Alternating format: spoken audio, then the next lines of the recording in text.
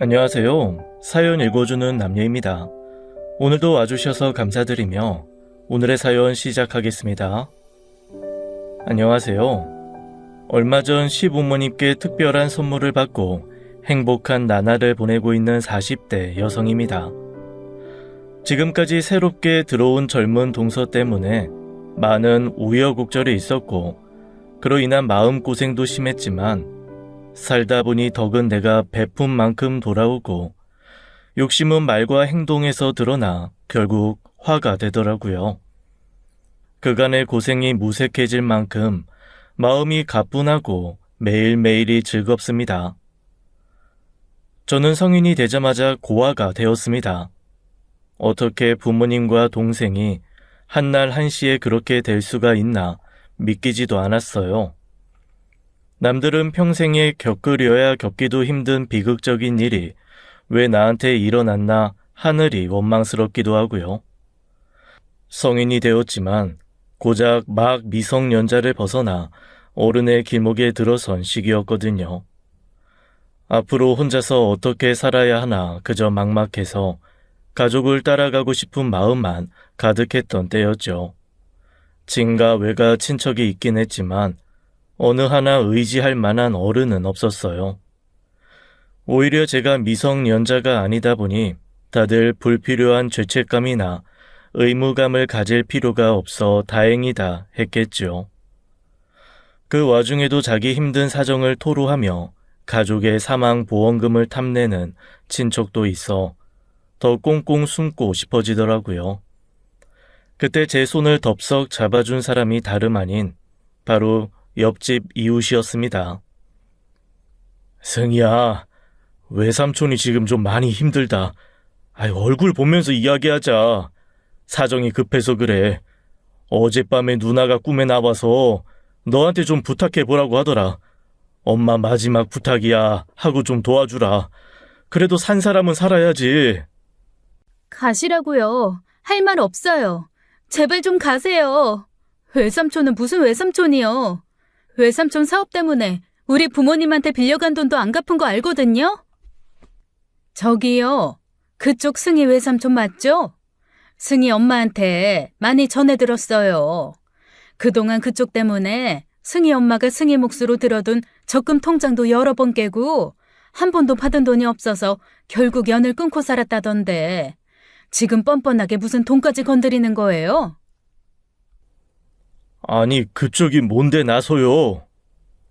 승희, 성인이고 자기 할 일은 자기가 알아서 판단하고 잘하는 똑부러지는 애지만 승희 엄마 아빠 그리고 동생 목숨값 만약 그 돈이 당신한테 들어가게 된다면 오랜 지인으로 가만히 있지 않을 겁니다. 참, 뭐 가만히 안 있으면. 모든 법적 수단 이용해서 그동안 승희 부모님한테 진 빚 전부 찾아내서 승희 앞으로 받아낼 거고요. 이런 식으로 원치 않은 방문으로 승희 괴롭히면 접근 금지 가처분 신청 낼 수도 있어요. 뭐요? 접근 금지 뭐? 아니, 당신이 뭔데 참견이야. 나 승희 외삼촌이야. 부모 가족 없이 혼자 남은 승희 가족이라고. 가족이라는 말 함부로 쓰지 마시고 우리 조카가 법대 다니거든? 진짜 한번 해볼래? 그리고 어따 대고 반말이야. 부모 가족 다 잃고 혼자 남은 하나밖에 없는 조카를 보고서도 그저 돈만 보여? 착각하지 마. 승희 혼자 아니고 승희 주변에 나 같은 사람들 많아. 그날 행여나 외삼촌의 힘으로 그 단단한 현관문이 열리기라도 할까봐 잠긴 문고리를 꽉 잡고 바들거리고 있던 제게 나타난 그 든든한 사람은 훗날 제 시어머니가 되었습니다. 제가 초등학교 때부터 맞은편 이웃사촌으로 살았던 두 분은 혼자 남은 저를 살뜰히 보살펴 주었어요. 너무 힘들어 도저히 학교에 다닐 수가 없어서 휴학하고 방 안에만 틀어박혀 있었는데요. 단 하루도 거르지 않고 매일 아침 저녁 끼니를 다 챙겨주셨어요. 봄날이면 꽃놀이, 여름이면 바다, 가을이면 단풍, 그리고 겨울이면 눈 보러 가자고 매일 저를 밖으로 데리고 나갈 핑계를 만드는 사람처럼 저희 집 문을 두드리곤 하셨어요. 그러면 저는 못 이기는 척 현관문을 열 수밖에 없었지요. 그러다 보니 절대 극복할 수 없을 것만 같았던 슬픔도 차차 극복할 수 있었습니다. 가족을 잃은 슬픔에 깊이 잠길 뻔한 저를 애써 붙들고 버텨주신 덕분에 저는 지금까지 살 수 있었어요. 게다가 그중 첫째 아들과 좋은 인연이 되어 올해로 결혼한 지 20년이 되었습니다. 그 사람은 늦은 밤 아르바이트를 끝내거나 비가 많이 오는 날 저를 데리러 와주기도 했어요. 가족의 기일을 말하지도 않았는데 그날은 매년 시간을 비워 함께 납골당에도 가주었죠. 그리고 한 번씩 가족에 대한 그리움이 걷잡을 수 없이 밀려올 때가 있었거든요. 그럴 때마다 엉엉 설움을 쏟아내는 제 어깨를 말없이 몇 시간이고 토닥이고 안아주면서 큰 힘이 되어주던 사람이에요. 그렇게 살뜰한 보살핌을 받다 가족으로서의 애정인지 이성으로서의 애정인지 헷갈릴 즈음 제가 졸업을 했습니다. 그리고 그날 오빠는 기다렸다는 듯이 제게 프로포즈를 했지요. 사귀자는 것도 아니고 바로 결혼하자고 말이에요. 물론 저는 거절을 했었습니다. 워낙 사려 깊고 마음씨가 착한 사람이라 제 상황 때문에 동정심이 앞서 그런 거라고 생각했으니까요. 그리고 무엇보다도 저를 가족처럼 보살펴준 그 두 분께 너무 죄송해서 그럴 수가 없었습니다. 이웃 사촌으로 시작된 그 인연을 소중히 여기며 혼자 남은 저를 가족처럼 돌봐주셨는데 그 집 아들이랑 결혼이라뇨. 어쩐지 큰 죄를 짓는 것만 같았어요. 게다가 저는 가족도 특별히 가진 것도 없어서 졸업하자마자 당분간은 구직 활동에 전념해야 했던 상황이었거든요. 그러니까 그 두 분께 저는 며느리로서는 마음에 드는 구석이 하나 없는 부족한 것이 너무 많은 애였어요. 그렇게 거절하고 나서 한동안 오빠도 그 두 분도 제대로 보지 못했어요. 제가 무작정 피하기만 하니 그 두 분은 영문도 모른 채 걱정하시면서 매일 찾아오고 연락하셨죠. 하지만 저는 이런저런 핑계를 대면서 마치 없는 사람처럼 지냈어요. 그러다 보니 점점 다시 혼자가 되는 것만 같아 서글프더라고요. 새삼스럽게도 그 몇 년 사이에 제가 그분들에게 많은 의지를 했다는 것도 깨달았고 매일같이 붙어 다니다가 오빠를 만나지 않게 되면서 오빠를 향한 제 마음을 더 확실하게 알 수 있게 되었습니다. 그래서 더 힘들었어요. 사고로 온 가족들이 다 저를 두고 먼 길을 떠났던 것처럼 이번에도 가족 같은 사람들과 한순간에 남이 되었다는 생각이 들자 저는 세상에 그저 혼자 남겨진 외톨이 같더라고요. 그러다 너무 속상한 마음에 혼자서 술을 엄청 마셨습니다. 지금은 시아버지가 반주 친구가 되어 어느 정도 대작을 할 수 있는 수준인데요. 그때는 한 잔만 마셔도 온몸이 새빨개질 정도로 술을 잘 못했었어요. 혼자서 소주 한 병을 울면서 마셨던 것까지는 기억나는데 그 뒤로는 완전히 필름이 끊긴 거예요. 정신을 차렸을 때는 제가 집이 아닌 무려 옆집에서 눈을 떴죠. 정말 소스라치게 놀라 벌떡 일어나신 적 있으신가요? 저는 눈을 뜨자마자 직감적으로 제가 술을 마시고 큰 실수를 한 것이 틀림없다는 것을 깨달았습니다. 그리고 그 자리에서 일어나 아무도 없는 방에서 발만 동동 굴렀죠. 제가 눈을 뜬 곳은 무려 오빠 방이었어요. 어떻게 하면 좋냐고 혼자서 소리 죽여 야단 법석을 떨고 있는데 갑자기 문이 벌컥 열리는 겁니다. 정말 영영 열리지 않았으면 좋겠다고 생각할 정도로 온몸이 시뻘겋게 달아오르는 것이 느껴지더군요. 문을 열고 들어온 사람은 예상하셨겠지만 지금은 시어머니가 된 아주머니였습니다. 네, 제가 술을 마시고 시댁으로 쳐들어와 소위 말하는 술주정을 부린 겁니다. 오빠랑 결혼하면 안 되겠냐? 결혼해서 진짜 가족 되면 안 되겠냐? 솔직히 말하면 오빠가 좋기는 하지만 아줌마랑 아저씨가 더 좋다 하고요. 그때 이미 오빠로부터 이런저런 상황을 전해 들은 뒤라 시부모님도 고민이 많으셨다고 해요. 제가 며느리로서 자격이 부족해서가 아니라요. 섣불리 진짜 가족으로 묶였다가 혹시나 아들과 잘못되기라도 하면 그땐 영영 남이 될 수도 있는 사위가 되니까요. 오빠에게도 어중간한 동정심이나 측은지심이 아닌 진심을 다시 돌아보라고 시간을 주셨다고 하더라고요. 그리고 그날 저녁 결국 가족이 되겠구나 싶어 체념이 되면서도 무엇보다도 기쁘셨다고 해요. 그렇게 저는 오빠랑 결혼을 했습니다. 딸 같은 며느리는 없다고 하지만 저는 그분들에게 딸이 되었고 그분들은 이웃집 아저씨 아주머니가 아니라 제 부모님이 되신 거지요.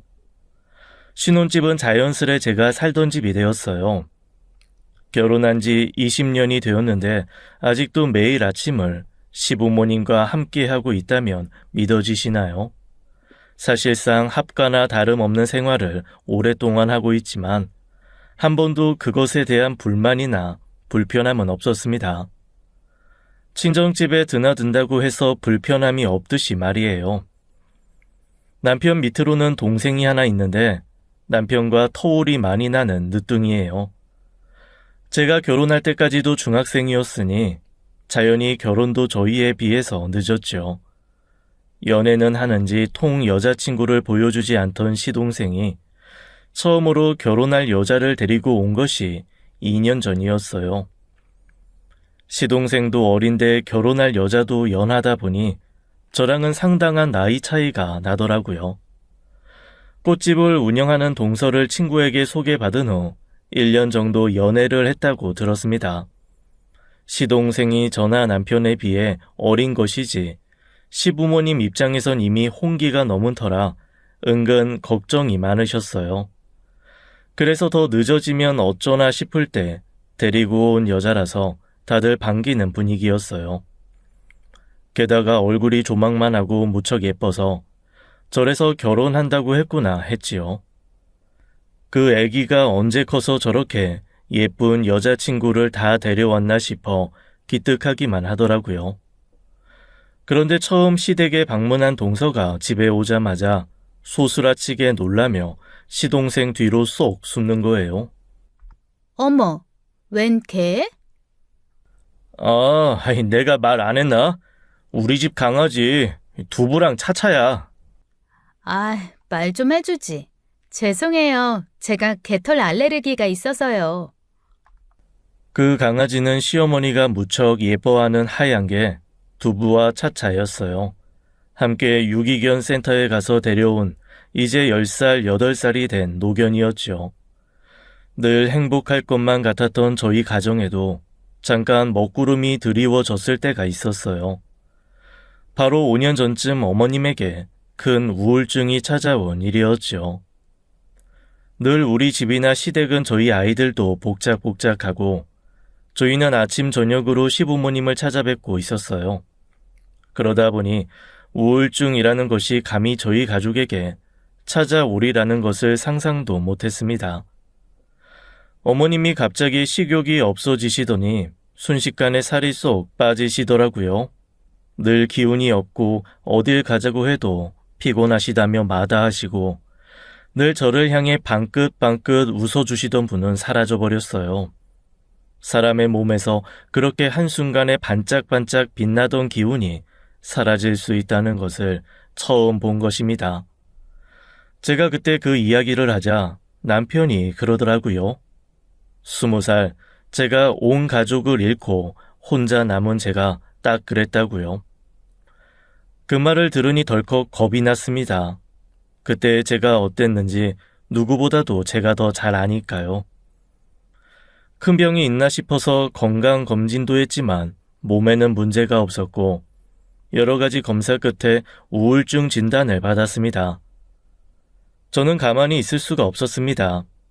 제가 세상에 등지고 아무도 없는 곳으로 가고 싶다고 생각했을 때 제게 선뜻 손을 내밀었던 분이 시어머니셨어요.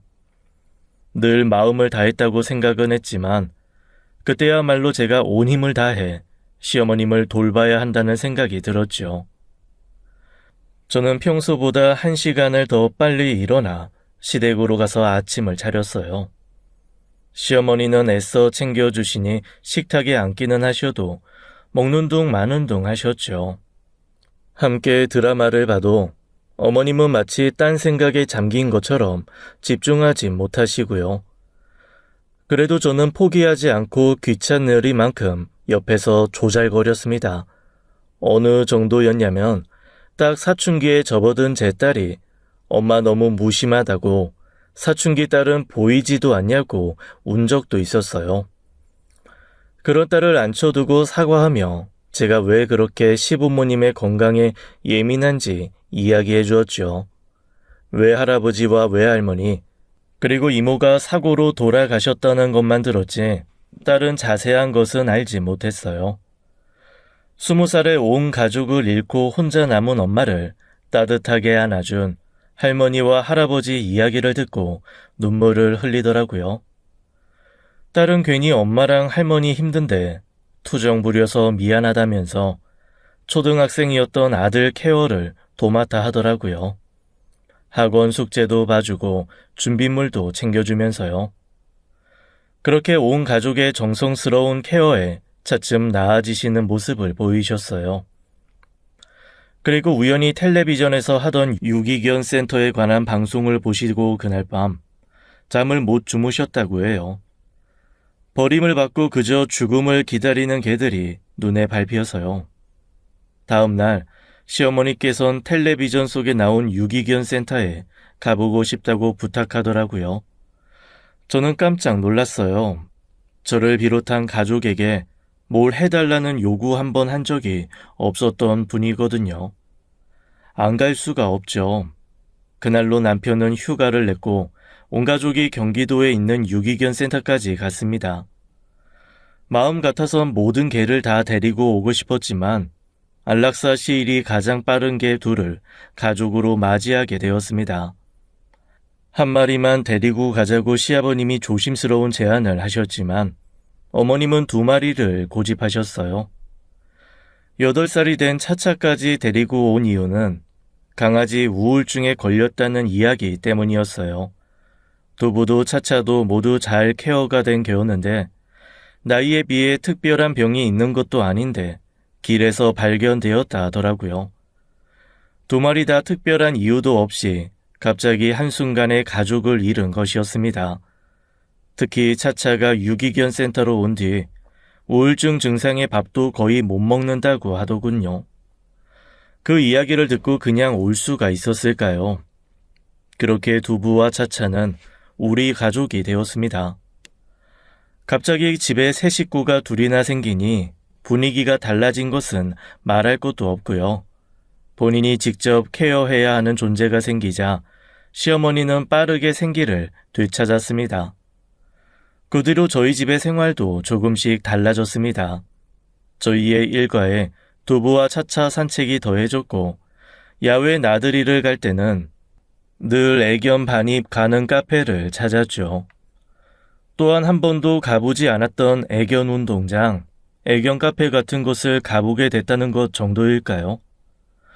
뭐가 어찌됐던 시어머니는 그 뒤로 몰라보게 활력을 찾으셨어요. 5년이 지난 지금 온 가족이 그때만 생각하면 아찔했다는 이야기를 농담처럼 할 수 있을 만큼 나아졌지요. 그렇기에 두부와 차차가 저희 가족에게, 특히 시어머니에게 특별한 존재라는 것은 두말하면 입 아픈 사실이었어요. 그런데 갑자기 둘째 며느리가 될 동서가 개털 알레르기가 있다고 하니 시부모님이 놀라실 만도 했죠. 각각 두부와 차차를 안고 방에 들어가셨고 그렇게 개를 분리한 채 거실에서 만났어요. 동서는 여기저기 개털이 보인다는 둥, 벌써 옷에 개털이 붙었다는 둥 불평이 심했어요. 그 밖에도 몸이 가려운 것 같다, 숨이 안 쉬어진다, 듣자 하니 얼마나 듣는 사람을 무안하고 불편하게 하던지요. 그 문제 때문에 알게 모르게 서로 기분이 상해 있는 상황에서 동서가 먼저 이야기를 꺼냈습니다. 혹시 저희 집 할 때 얼마나 도와주실 수 있으세요? 야, 여기서 갑자기 그런 말을 왜 해? 내가 알아서 한댔잖아. 가만 있어봐. 이런 건 딱딱 짚고 넘어가야 하는 거야. 저희 집에서는 3천 정도 해주실 수 있다고 하시고 저랑 정민 씨 모은 돈 합쳐도 집값이 워낙 높다 보니 저희도 매매는 힘들 것 같더라고요. 그래도 아들 결혼하는데 아버님께서 한 5억 정도만 도와주시면 전셋집이라도 어떻게 될 것 같은데요. 5억? 무슨 말이야? 너 미쳤어? 아빠, 아니야. 요즘 집값이 얼만데 그럼 도움 하나도 안 받고 어떻게 결혼을 하고 결혼 생활을 시작할 건데? 야, 그래도 5억은 아니지. 우리 집에 그런 돈 없어. 요즘 애들이라 다른 건지 그냥 동서가 대바라진 건지 모르겠지만 정말 깜짝 놀라 할 말을 잃었습니다. 어떻게 어른들 앞에서 저렇게 당돌하게 돈 이야기를 꺼낼 수 있을까 싶어서요. 저희 시댁이요. 정말 평범합니다. 공기업에 근무하신 시아버님은 정년 퇴직하신 지 오래고 시어머님은 평생 집에서 살림만 하셨어요. 정확한 재산은 저도 모르지만 그래도 알뜰살뜰 낭비하는 거 없이 잘 모으셨어요. 노후 자금을 제외하고 아들 둘 장가 보낼 때 조금이나마 챙겨주시려고 모아두신 정도가 있다는 건 압니다. 저희 결혼할 때도 5천을 주려고 하셨는데 제가 집을 가지고 있다 보니 큰 돈이 필요 없어 받지 않았어요. 게다가 저는 이미 받은 게 많아 더욱더 그 돈을 받을 수가 없었죠. 그래도 한사코 주시려는 거 훗날 우리 시연이 재원이 대학 가거든 그때 좀 힘써 주시라 애교로 넘어갔습니다. 그래서 아마 시동생 결혼할 때도 저희와 비슷한 금액을 생각하셨을 거예요. 그런데 대뜸 그 큰 돈을 달라고 하니 당혹스러울 수밖에요. 1억도 당혹스러울 판에 5억이라니요. 아버님은 일단 생각해 보시겠다고 하셨는데 그 뒤로 굉장히 고민을 많이 하시더라고요. 안 그래도 날이 더워 입맛도 없으실 텐데 끼니도 거르시고 시댁에 가면 말소리보다 한숨소리가 더 많았어요. 갑자기 집안 분위기가 그렇게 되니 많이 속상하더라고요. 그러다 문득 그 집이 뭐라고 어차피 내 가족 될 사람이니 남편과 상의 끝에 시부모님을 찾아갔습니다. 아버님, 어머님, 드릴 말씀이 있어요. 응? 무슨 일이냐? 요즘 아버님, 어머님, 정민이 집 문제로 많이 힘드신 거 알아요. 미안하구나. 괜히 너희까지 신경 쓰게 만들고 마음 같아선 그냥 집어치우라고 하고 싶은데 정민이 그게 결혼한다고 여자를 데리고 온 것도 처음이고 나이도 나이다 보니 지금 아니면 또 얼마나 늦어질까 싶어서 마음이 급해서 그런다. 저도 두 분 마음 충분히 이해해요. 정민이 저한텐 그냥 시동생 아니고 친동생이에요. 그래서 저희도 정말 충분히 상의하고 결정해서 말씀드리는데요. 무슨 일 있니? 지금 두 분 사시는 이 집 하시고 저희랑 같이 사시는 건 어때요? 그게 무슨 말이야? 안 된다. 워낙 오래된 집이긴 해도 팔면 정민이 서울에서 전셋집 얻는 데 도움 될 거예요. 그리고 우리 시연이 내년에 대학 가면 방도 남아요. 저희가 안방 드릴 테니까 저희 집에 와서 같이 살아요. 아니다. 지금 무슨 소리를 하는 거야? 못 간다, 나는. 차라리 집을 팔아 원룸에 들어가 살면 살았지. 승희 너한테 어떻게 신세를 지니? 안 된다. 어떻게 그런 말씀을 하세요? 그렇게 말씀하시면 제가 더 서운해요. 그래, 엄마. 우리 충분히 상의하고 내린 결정이야. 아무리 생각해도 그것만큼 좋은 방법도 없어. 아버지랑 엄마는 정민이 마음 편하게 장가 보내서 좋고, 뭐 우리도 엄마 아버지랑 살아서 좋잖아. 아이, 그게 말이 안 되지. 어떻게 둘째 장가 보내겠다고 내가 며느리 신세를 지냐? 안 그래도 너네 결혼할 때 한사코 안 받겠다 마다해서 준 것도 없는데 내가 무슨 면목으로 그렇게 해? 제가 받은 게 왜 없어요. 저 부모님 20살에 잃고 아버님 어머님이 저 가족처럼 챙겨주시고 가족으로 받아들여 주신 거 20년이 넘어요. 제 부모님보다 아버님 어머님이랑 보낸 시간이 더 길고요. 아버님, 저는요. 제가 뭘 어떻게 해드려도 그날 제 손 잡아주신 은혜 절대 못 갚는다고 생각하면서 살고 있어요. 제발 그렇게 해주세요. 아니, 어떻게 그래? 어떻게 그러니 우리가? 울지 마세요. 어머님 그렇게 우시면 제가 더 마음 아파요. 저 솔직히 설레기까지 했어요. 앞으로 귀찮게 현관문 열고 갈 필요 없이 방문만 열면 어머님 아버님 계시는 거잖아요. 아유, 그 자식 드디어 장가 보내버리겠네. 난 후련해. 귀염둥이 누뚱이가 아니라 아주 애물단지였어. 시원하게 보내줍시다. 내가 정말 너네한테 이 면목이 없다. 면목이 없어. 고맙다. 고마워. 내가 너한테 이걸 어떻게 다 갚니? 어떻게 갚아? 그렇게 시부모님은 집을 판 돈으로 시동생 장가를 보냈습니다. 그때 시부모님을 설득하기 위해 한 말은 조금의 거짓도 없는 진심이었어요. 아이들이 제 할아버지 할머니를 많이 따르니 다행이었지요. 다만 시부모님은 결단코 안방은 들어가실 수 없다고 하셔서 저희가 쓰려고 했던 둘째 재원이 방을 내어드렸어요. 모두 찬성한 선택이었지만 갑자기 자기 방을 잃고 유목민 신세가 된 재원이만 약간의 불만이 있었지요. 남편이 게임 시간을 늘려주고 미안한 마음에 시부모님이 챙겨주신 용돈에 그 불만은 금방 쏙 들어갔지만요. 집 문제로 시동생 내외를 불렀을 때 동서만 따로 불렀어요.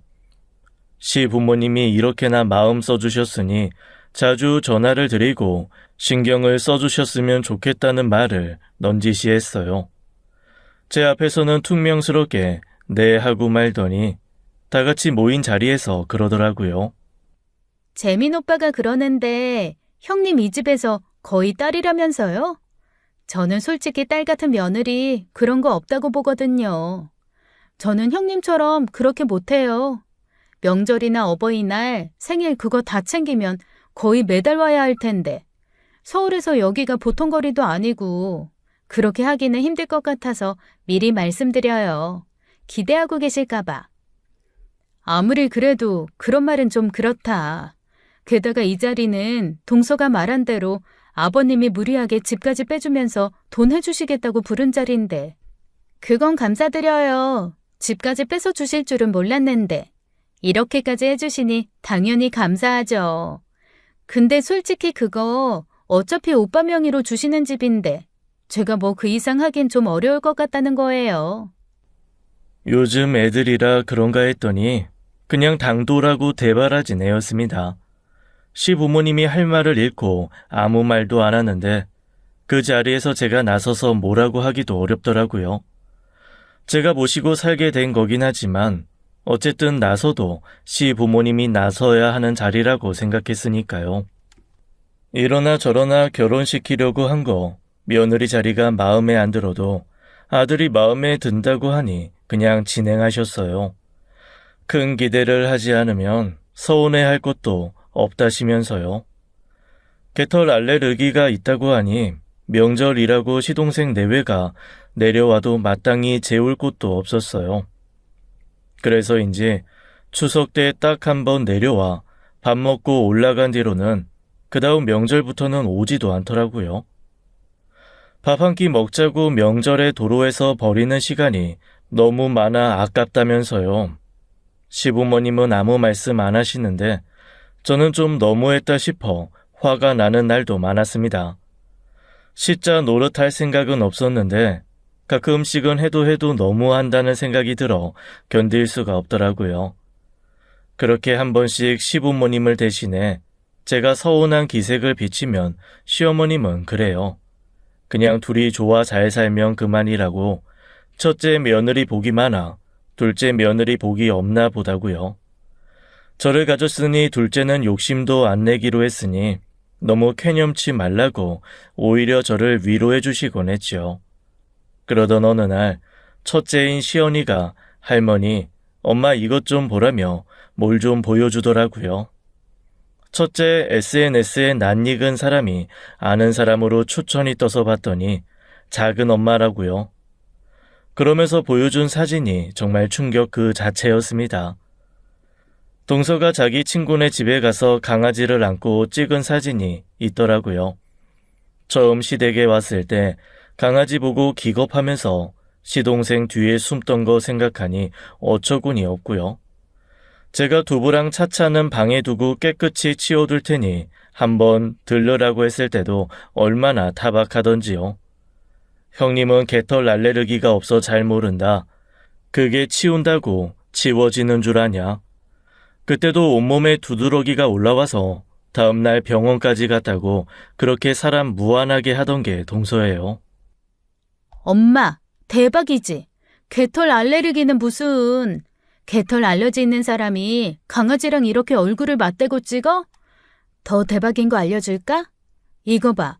지난번에 할머니 병원 때문에 서울 갔을 때 작은 엄마 아프다고 작은 아빠만 왔었잖아? 근데 이날 친구들이랑 호캉스 가서 놀았어. 날짜 봐봐. 호캉스? 거기가 어디냐? 아, 할머니, 호캉스는 호텔 바캉스라고 쉽게 말해서 호텔에서 머물면서 쉬는 거야. 친구들이랑 좋은 호텔 잡아서 하룻밤 놀면서 수영도 하고 호텔 뷔페도 먹고 그러는 거지. 됐다. 뭐 그리 놀랍지도 않네. 아무 말 없는 시어머니를 보고 대수롭지 않게 넘어가려고 했지만 가슴이 쿵쾅쿵쾅 뛰더라고요. 어떻게 어른을 그렇게 당당하게 속이나 싶었으니까요. 사람이 작은 거짓말을 해도 심장이 쿵쿵 뛰고 마음이 쓰이기 마련이잖아요. 그런 거짓말과 변명을 하면서 그동안 시부모님을 속여왔다는 것이 너무 괘씸하고요. 게다가 그 동서의 거짓말을 시동생이 동조했다는 사실도 너무 충격적이었습니다. 제가 아는 재민이는 그런 애가 아니었으니까요. 어려서 오냐 하고 자란 편이긴 하지만 그렇다고 경우 없이 굴거나 예의 없는 행동을 한 적도 없고요. 남편이 시동생이라도 불러다 한 소리 하려고 했는데 두 분이 그냥 두라고 하셔서 모른 척하고 넘어갔습니다. 그러던 어느 날 정말 말도 안 되는 큰일이 생겼습니다. 후식으로 먹을 딸기를 씻고 있는데 거실에 앉아 TV를 보시던 시아버지가 갑자기 괴성을 지르는 것이 아니겠어요? 왜? 아버지 왜 그래? 아버님, 왜 그러세요? 됐다. 됐어. 뭐가 됐다는 거예요? 갑작스러운 난리통에 놀라 수도꼭지를 잠근 것도 잊은 채 거실로 뛰어나갔죠. 근데 시아버지가 웬 쪽지를 들고 텔레비전을 보더니 바들바들 떨고 있는 겁니다. 무슨 일이라도 났나 싶어 가슴이 철렁 내려앉았는데 알고 보니 시아버지가 들고 있는 것이 무려 로또였어요. 네, 1등에 당첨된 겁니다. 그 사실을 알고 순간 거실에 수초 동안 정적이 흘렀어요. 머리가 안 돌아갈 정도로 굉장히 놀란 거지요. 그리고 그 뒤는 뭐 난리가 났습니다. 아래층 생각도 못하고 모두 그 자리에서 방방 뛰면서 서로 얼싸안고 어찌나 기뻐했는지요. 그렇게 한창 얼싸안고 기쁨을 나누고 있는데 갑자기 시아버지가 주저앉아 흐느껴 우시는 거예요. 순간 찬물을 끼얹은 듯 두 번째 정적이 찾아왔죠. 시아버님은 그렇게 우시는 건 저도 심지어 남편도 시어머니도 처음 보는 모습이었어요.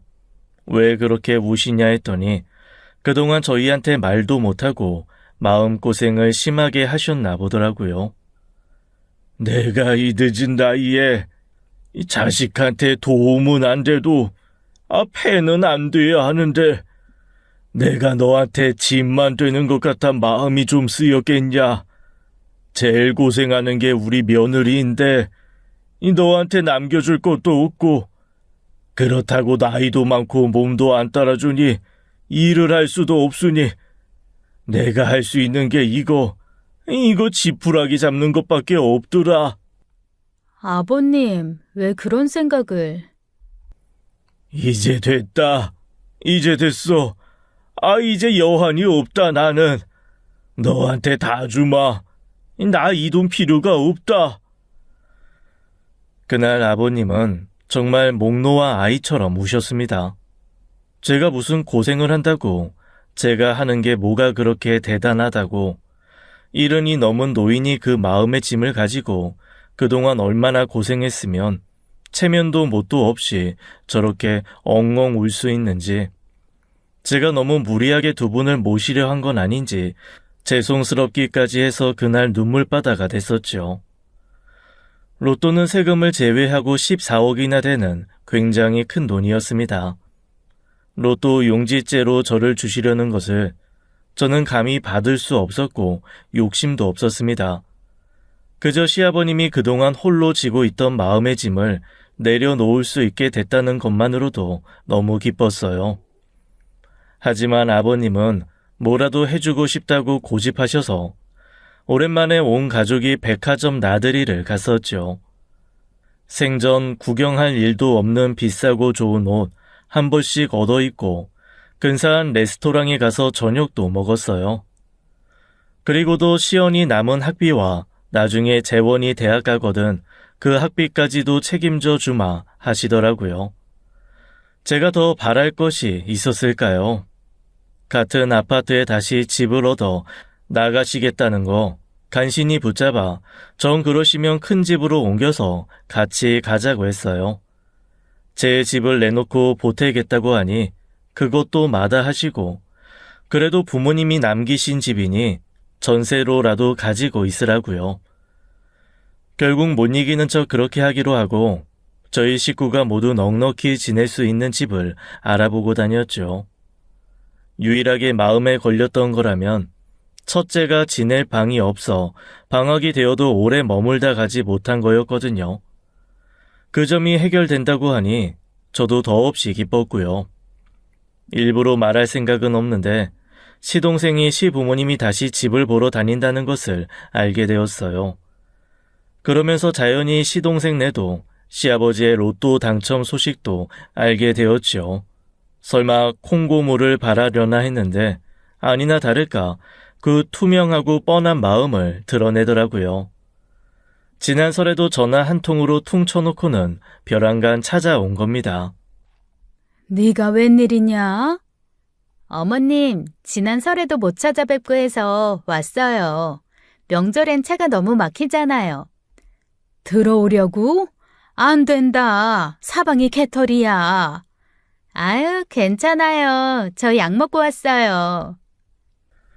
그 옆에서 어색하게 웃는 시동생 얼굴을 보니 무슨 속내로 온 것인지 빤했죠. 전 결혼 후 너무 낯설어져 버린 시동생 얼굴을 보니 화도 나고 속상하기도 했습니다. 약을 먹고 왔다는 동서는 전에 없이 두부를 들어 보이면서 아주 예뻐 죽더라고요. 어머, 너는 왜 자꾸 예뻐? 어머니, 몇 살이라고 했죠? 아직도 너무 애기 같아요. 너무 들고 그렇게 흔들지 말아라. 슬개골이 안 좋으니. 아, 그래요? 미안해. 아팠지? 얘는 치치? 차차. 아, 차차. 차차야, 너는 또 눈이 왜 이렇게 예쁘니? 정말 두 눈 뜨고 보기 어렵더라고요. 그래도 손님이라고 뭐라도 제대로 내야 할 것 같아서 허둥지둥 하는데 시어머니가 아무것도 하지 말라고 하더라고요. 밖에서 사다 먹이고 보내자고요. 그래도 오랜만에 시동생 왔는데 시어머니가 해놓으신 반찬 먹여 보내야 하지 않을까요? 하니 시어머니는 먹을 자격도 없는 놈이라고 하시더라고요. 내심 많이 섭섭하셨던 겁니다. 동서는 그렇다 치더라도 시동생까지도 그렇게 난데없이 내외하는 사람처럼 굴면서 시부모님과 거리를 뒀으니까요. 그렇게 그날 외식을 하러 나왔는데 다들 자리를 비운 사이 동서가 슬쩍 다가오더라고요. 형님은 얼마 주신대요? 뭐? 에이, 뭘 모르는 척해요. 아버님이 얼마 주시기로 하셨을 거 아니에요. 더군다나 형님 집에서 사셨는데 크게 챙겨주시기로 하셨겠죠? 받기로 한 거 없어. 주셔도 안 받을 거고. 그리고 동서, 그런 이야기는 그렇게 대놓고 하는 거 좀 불편하네. 뭐가요? 같은 며느리끼리 그런 이야기도 못해요? 어쨌거나 두 분 돌아가시면 다 아주버님이랑 우리 재민 씨 목일 텐데. 동서, 말 조심해. 그런 소리 아버님 어머님 앞에서 하기만 해봐. 내가 지금까지 동서 이뻐서 아무 말 안 하고 있는 줄 알아? 어떻게 사람이 그렇게 염치가 없이 뻔뻔하기만 해? 아, 형님, 왜 소리를 지르세요? 궁금하면 물어볼 수도 있죠. 제가 언제 아버님한테 물어본댔어요? 형님네가 얼마를 받는지 알아야 저희도 그에 맞춰서 요구를 하죠. 요구? 무슨 요구? 설마 동서 아버님한테 돈 달라고 하려는 거야? 큰아들 주셨으면 그만큼 작은 아들도 주셔야죠. 차별하는 것도 아니고. 동서는 그때 아버님이 집까지 팔아서 전세금 주셨잖아. 그럼 된 거 아니야? 나 받은 거 없으니 그렇게 따지면 동서네가 가져간 만큼 내가 더 받을 게 있겠네. 욕심 부리지 마. 형님, 저희는 서울에 살잖아요. 어느 세월에 서울에 집 사서 살아요? 형님은 지방에서 사니까 서울 집값 체감도 안 되시죠? 게다가 형님은 이미 부모님한테 유산으로 받은 집도 있는데 그 돈 좀 안 받으면 어떡해요? 형님이 좀 도와주면 안 돼요? 전세금 그것도 부족해서 받은 대출이자 다달이 죽겠어요. 그거야 동서가 무리하게 형편에도 안 맞는 집을 구해서 들어간 거니 그렇지. 그러니 사람이 적당히 자기 분수 알고 살아야 하는 거야. 아, 도와주기 싫으면 마세요. 제가 알아서 할 테니까. 그날 밤에 소고기를 먹고 체해서 밤새도록 얼마나 힘들었는지요. 남편은 내내 등을 두드려주고 시어머님은 제 손을 따주셨어요. 시아버님은 언제 나갔다 오셨는지 그 밤에 24시 약국을 찾아다 소화제를 사오셨더라고요. 체한 게 그게 뭐라고 저 하나에 다 붙들려서 마음 써주시는지 저는 마음은 오히려 더 무거워지고 심란해졌습니다. 미워도 아들이라고 좋은 거 먹이고 싶으셔서 한사코 당신 돈 써가며 좋은 소고기 실컷 먹이고 보내셨거든요. 근데 동서하는 걸 보니 앞으로 또 한 번 태풍이 오겠구나 싶었어요. 동서네가 다시 찾아온 것은 2주 뒤였어요. 네가 또 웬일이냐? 어머님, 쭈꾸미가 제철이라 부드럽고 맛있다고 하더라고요. 어머님, 아버님 기력 보충하시라고 좀 사왔어요. 형님, 이거 여기다 두면 돼요? 물 흐르잖아. 싱크대 안에 둬.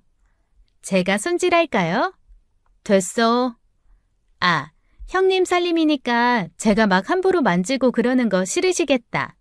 그럼 저 그냥 저기 가만히 앉아 있을게요.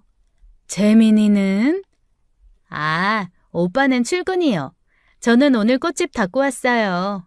요즘 수강생도 별로 없고 해서. 어머, 두부랑 치치는 또 봐도 예쁘네. 치치 아니고 차차. 아차차, 맞다. 차차지? 어? 아차차? 너무 웃기지 않아요? 아차차래. 아차차가 더 귀여운데요? 우쭈쭈, 이리 와봐 차차야. 더라, 산책하러 갈 시간이니. 산책하러 가시게요? 저도 갈래요. 아서, 개털 알레르기도 있다면서. 약 먹고 왔죠. 제가 차차 데리고 갈게요. 시어머니는 못마땅해 하셨지만 나서서 산책을 시켜준다는데 거절하기도 못해서 그냥 그래라 하셨어요. 저는 동서가 갑자기 쭈꾸미를 들고 찾아왔으니 손질해서 해 먹이려면 꼼짝없이 주방에 있었어야 했죠. 그리고 얼마 지나지 않아 사달이 났습니다. 나간 지 20분이나 됐을까요? 갑자기 시어머니한테 전화가 왔는데 제대로 말도 못할 정도로 횡설수설하시며 우시는 거예요. 어머니, 어머니 왜 그러세요? 무슨 일 있으세요? 어떡하냐? 어떡하면 좋냐, 승희야? 왜요? 무슨 일인데요? 아이, 무슨 일이야? 모르겠어요. 어머님이 지금 너무 놀라셨는지 말도 제대로 못하시고. 이리 줘봐라. 어이, 당신 무슨 일이야 대체? 아니, 차차가. 아이, 차차가 어쨌다는 거야? 차차한테 무슨 일 생겼어? 차차가 없어졌어요. 작은 애가, 그래서 금방 차차가. 무슨 말을 하는 거야? 어디야? 아이, 거기 어딘데? 시아버지와 함께 다급하게 찾아간 곳은 아파트 단지와 멀지 않은 곳으로 늘 산책하던 공원이었어요. 그곳에서 시어머니가 두부를 아는 채로 발을 동동 구르고 울고 계셨죠. 알고 보니 동서가 차차의 목줄을 제대로 잡고 있지 않은 상황에서 줄을 놓쳐버린 거예요. 공유 킥보드가 공원 내로 진입하면서 차차가 놀라 뛰어가 버렸는데 잡을 새도 없이 사라져버린 거지요. 멀지 않은 곳에서 동서가 차차를 부르며 뛰어다니고 있고 시아버지와 저는 착잡하게 넓은 공원을 바라보았죠. 늘 오던 산책길이니 멀리 나가지 않았을 것 같지만 놀란 상태로 뛰어나간 거다 보니 걱정이 되더라고요. 공원이 워낙 길이 다양하고 넓은 데다가 근처 산길과도 연결이 되어 있거든요. 도로로 튀어나가지 않았을까, 산길로 숨어 버렸을까 생각하다 보니 저도 마음이 다급해지더라고요. 저도 그런데 시어머니는 오죽했겠어요. 어떡해요? 아무리 찾아도 안 보여요, 어머니.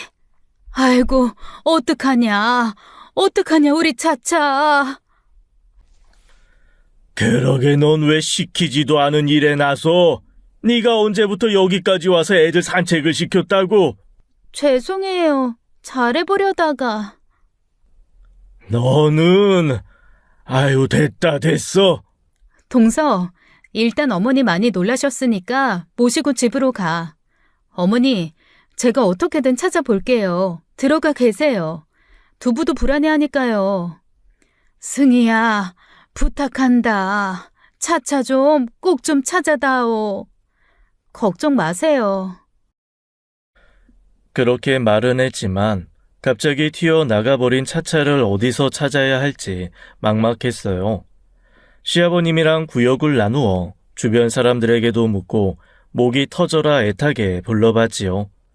하지만 차차는 보이지도 않더라고요. 성격상 어딜 돌아다닐 것 같진 않았고 분명 겁을 먹고 어딘가 구석에 들어가 있을 텐데요. 설상가상 그때 비까지 오더라고요. 그러다 문득 차차가 가끔 공원에서 덩치가 좋은 큰 개를 만나면 늘 풀숲으로 몸을 숨기려 한다는 것이 떠올랐어요. 그래서 몸을 낮춰 풀숲을 샅샅이 뒤지며 공원을 돌았죠. 그리고 아주 운 좋게 작은 다리 밑에서 차차를 찾아냈습니다. 공원에는 밖으로 연결된 개천으로 이어지는 작은 개울물이 흐르고 있는데 그 다리 밑 풀에 몸을 웅크리고 있더라고요. 정말 얼마나 다행인지 차차를 발견한 순간 다리에 힘이 풀려 주저앉을 뻔했습니다. 비가 내리기 시작해 물이 불어나면 하마터면 차차가 물에 빠져 개천까지 떠내려갈 뻔했더라고요. 비가 오는지 개천의 물이 무릎까지 차올라 옷을 다 젖게 하는지도 모르고 차차를 찾아 어머님께 바로 연락을 드렸죠. 집에 들어가자마자 차차를 안고 우시는 어머님을 보니 다행이라고 생각하면서도 동서의 실수에 너무 화가 나더라고요. 아이고, 다 젖었네, 다 젖었어. 아이, 얼른 옷부터 갈아입으라. 아버님도 다 져주셨어요. 동서에게 한마디 하려던 거 참고 방으로 들어가 옷부터 갈아입는데 갑자기 동서가 들어오더라고요. 안 그래도 화가 나 있는데 빤히 옷 갈아입으러 들어간 거 알면서 노크도 없이 그렇게 들어오는 게 영 못마땅했고요. 그런데 하는 말이 더 가관이더라고요. 형님, 좋으시겠어요? 뭐? 결국 개 찾아서 시어머니 사랑받는 건 형님이네요? 실수한 건 나고. 틀린 말은 아니네. 동서가 싼 똥 내가 치웠으니. 착각하는 게 있는데 나는 차차를 안 찾아도 사랑받아. 동서가 어머님 사랑 받을 줄 모르는 거지. 형님, 일부러 그래요? 뭐? 그렇잖아요. 일부러 저한테 어머님 모시고 들어가게 하고 영웅처럼 차차 찾아내서 어머님 아버님한테 또 인정받고 싶었던 거 아니에요? 참나. 나는 동서 그렇게 안 해도 충분히 인정받고 사랑받고 살고 있어.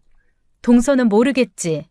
그동안 어머님 아버님 만난 거 두 손으로 꼽을 수 있지 않아? 내가 뭐가 아쉬워서 그렇게 잔머리까지 써가면서 굴겠어? 뭐가 아쉽겠냐. 아버님 당첨금이지.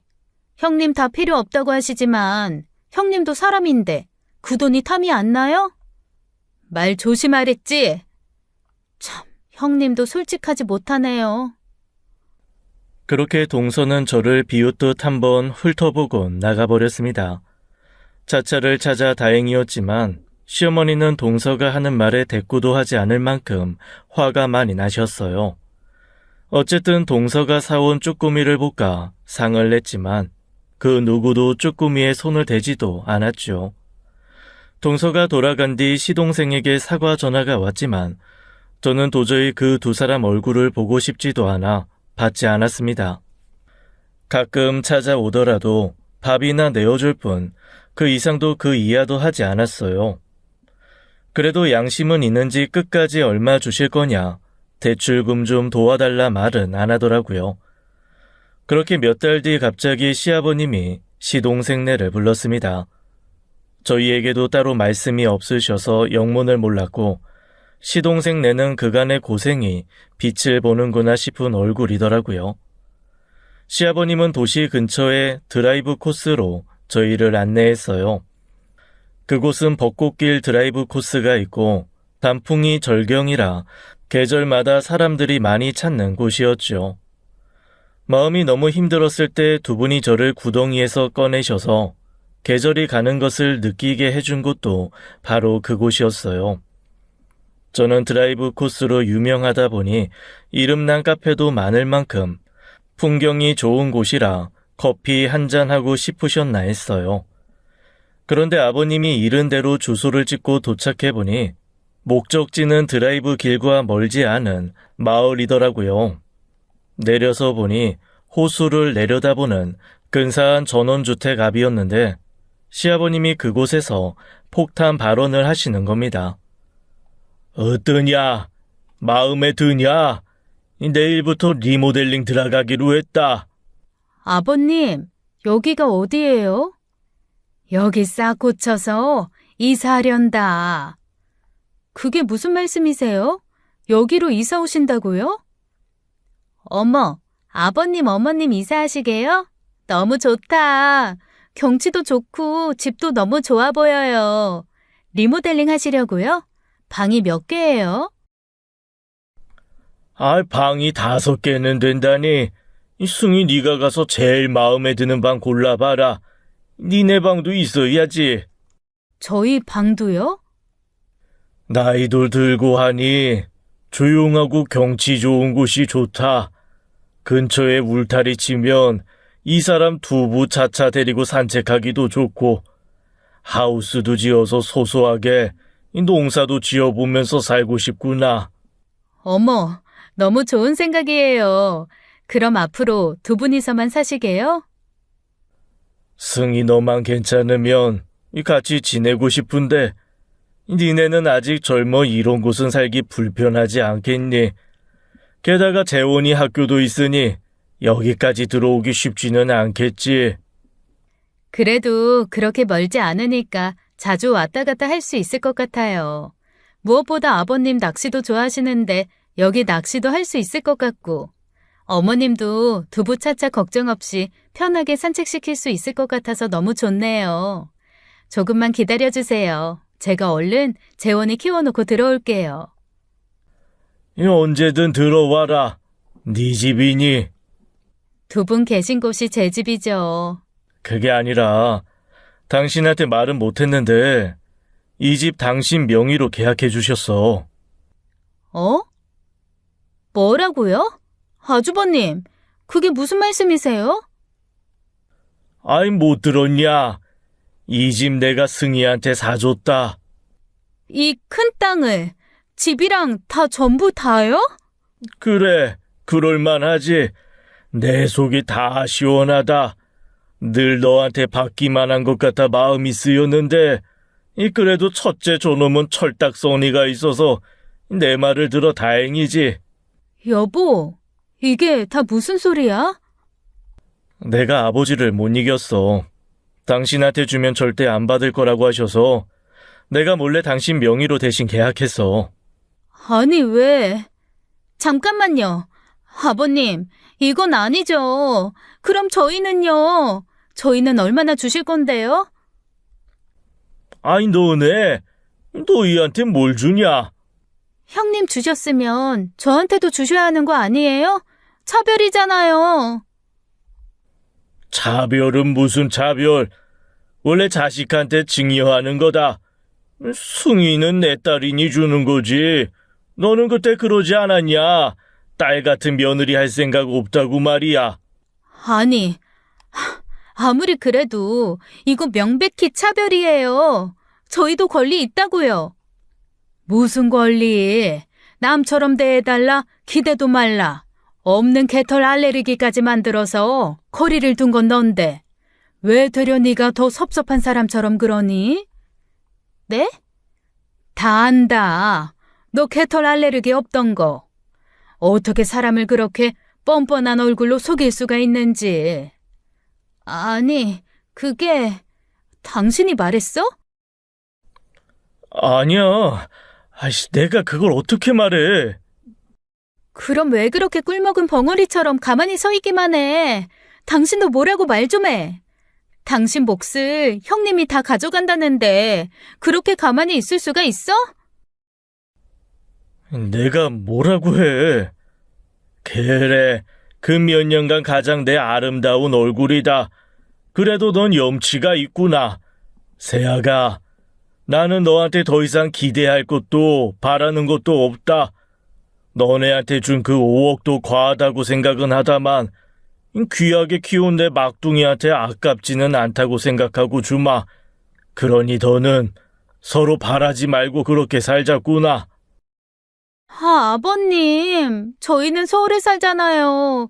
여기랑 비교도 안 되는데. 대출금도 많이 남았는데 이 집 사시고 그래도 남으셨을 거 아니에요. 남은 건 다 쓰고 죽을 테니 걱정 마라. 그래도 그렇지, 너무 과한 것을 받은 것 같다고 하니 남편이 그러더라고요. 아버지가 당신에 대한 고마움에 다 퍼주고 싶은 마음에 준 것도 맞는데 아버지가 가지고 있으면 결국 둘째 저거한테 마음 약해져서 다 줘버릴 것 같다고 하시더라. 게다가 재수씨가 허영도 좀 있는 것 같으니 돈 아까울 줄 모르고 의미 없이 다 써버릴 것 같다고 말이야. 걱정하지 말고 받아. 당신 받을 자격 있어. 정 부담스러우면 차라리 당신이 은행장이라고 생각하고 가지고 있으면 되지. 뭐? 은행장? 그래. 그리고 당신이 가지고 있다가 행여나 정민이 저거 생명에 위협을 받을 만큼 큰 문제 생기면 그때 조금만 도와줘. 동서요, 연을 끊고 살겠다고 하더랍니다. 시동생이 혼자 내려와서 그래요. 그동안 자기가 너무 자기만 생각한 것 같다고요. 처음엔 동서가 너무 좋아서 곁에 두고 싶은 마음밖에 없었더랍니다. 그런데 정신 차리고 보니 무리하게 돈을 받아 부모님을 형 집에서 힘들게 살게 한 것 같아 죄송했답니다. 개털 알레르기 핑계를 동조하려 한 게 아니라 부모님이 형 집에서 사는 걸 보면 죄책감에 들어오고 싶지 않았대요. 차라리 잘 됐다 싶어 거짓말을 보고도 모른 채 했다고요. 다행히 로또 당첨이 됐다고 하니 내심 이제 부모님 고생 안 해도 되겠다 싶어 좋았고요. 근데 동서가 그걸 또 욕심내는 걸 보니 자기도 이건 아니다 싶었던 거지요. 그러면서도 또 동서가 다달이 나가는 대출금 이야기를 하니 사람이 그러면 안 되는데 그 돈에 욕심이 생기더랍니다. 내심 자기 몫을 줬으면 싶었다고 죄송하다고 하더라고요. 뒤늦게 돈이 탐나 하는 빈말 같진 않았어요. 늦둥이로 커서 그저 귀여움만 받고 자란 시동생이 드디어 정신 차린 듯해서 다행이다 싶었습니다. 저는요, 제 몫으로 수억짜리 집이 생긴 것보다 아버님이 저를 이렇게 믿어주시고 계시는 것이 더 좋아요. 두 분의 사랑을 이렇게나 받고 있다는 것이 더할 나위 없이 행복합니다.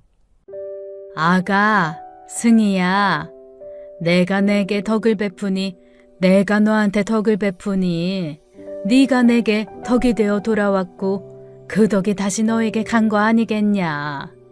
그렇게 돌고 도는 덕을 베풀어야 하는 게 삶인데 너랑 그렇게 살아서 나는 참 좋구나. 그날 집으로 돌아와 제 손을 꼭 잡고 하시던 시어머니의 말씀은 아마 평생 잊히지 않을 겁니다. 언젠간 제게도 며느리가 생기면 그대로 돌려줄 수 있는 사람이 되어야겠다고 생각했어요. 한 번의 가족을 잃고 세상을 등지려 했던 제 20살의 저를 만날 수 있다면 꼭 말해주고 싶어요. 걱정하지 말라고요. 세상에서 가장 따뜻한 온기를 가진 분이 손을 내밀 테니 그 손을 믿고 꼭 잡아보라고 말이에요. 지금까지 사연 읽어주는 남녀였습니다. 끝까지 함께 해주신 여러분 감사드리며 저희는 다음 사연으로 돌아올게요. 감사합니다.